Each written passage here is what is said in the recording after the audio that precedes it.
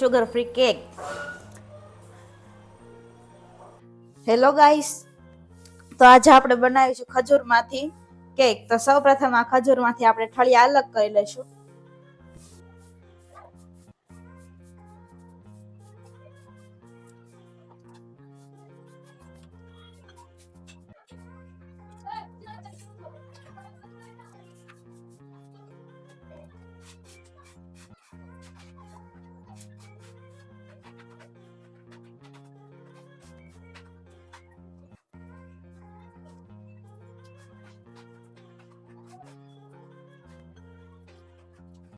અને હવે આપણે એક બાઉલમાં થોડું દૂધ લઈશું, 2 વાટકી જેટલું.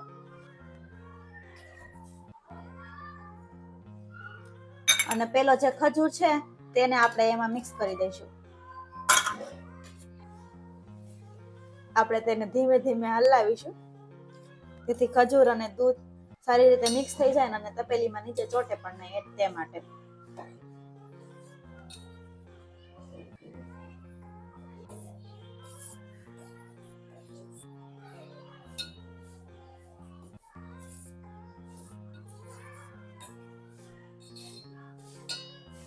પાંચ થી 10 મિનિટ ગરમ થઈ જાય તે પછી આપણે ગેસની ફ્લેમ ઓફ કરી દઈશું. 5 થી 10 મિનિટ ઢાંકીને રાખ્યું એટલે તે ઠરી ગયું છે અને હવે આપણે તેને મિક્સરમાં ગ્રાઇન્ડ કરી નાખીશું.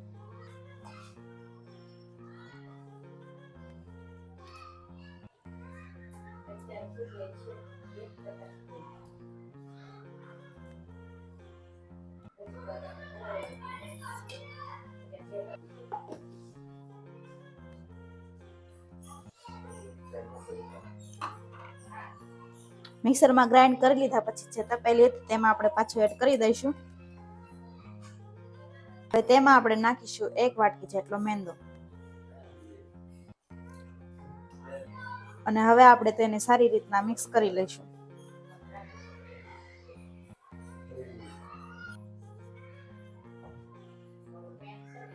એક પેનમાં આપણે 2 ગ્લાસ જેટલું પાણી રેડીશું.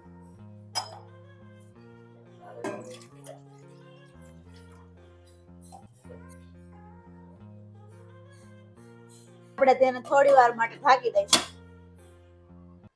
એક પ્લેટમાં થોડું તેલ લઈને તેને સારી રીતના ફેલાવી દઈશું.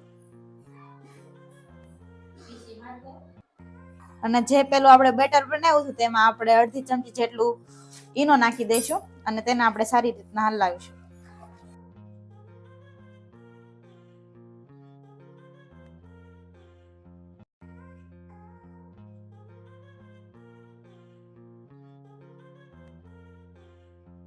અને તે બેટરને આપણે પેલી પ્લેટમાં લઈ લઈશું.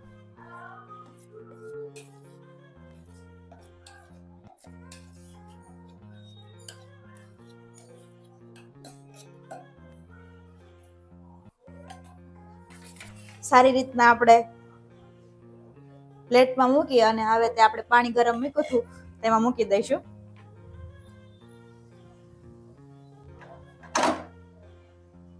અને તેને હવે આપણે ઢાંકી દઈશું. અને 10 થી 15 મિનિટ પછી આપણે ચેક કરીશું. જો તમે જોઈ શકો છો સ્ટીક હારે કઈ આવતું નથી.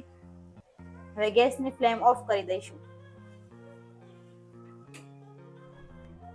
અને હવે આ કેકને આપણે બહાર લઈ લીધી છે તો તેને આપણે સારી રીતના કટ કરી દઈશું. 1 વાટકીમાં આપણે ડાર્ક ચોકલેટને મેલ્ટ કરી લીધી છે અને 1 વાટકીમાં છે ખજૂર અને દૂધનું પેસ્ટ. તો હવે આપણે આ જે આપણે કેક બનાવી હતી તેને આવી રીતના આપણે કટ કરી લઈશું.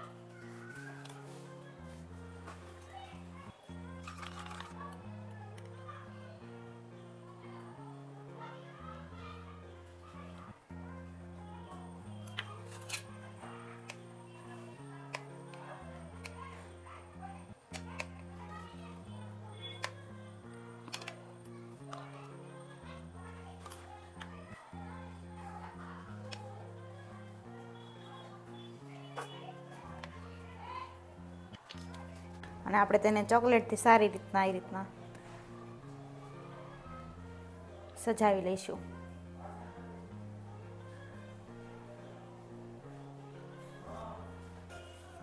તો આ કેક છે તે એકદમ શુગર ફ્રી કેક છે. તેને જે ડાયાબિટીસવાળા લોકો હોય તે પણ ખાઈ શકે છે. તો ગાઈસ, રેડી છે તમારી શુગર ફ્રી કેક.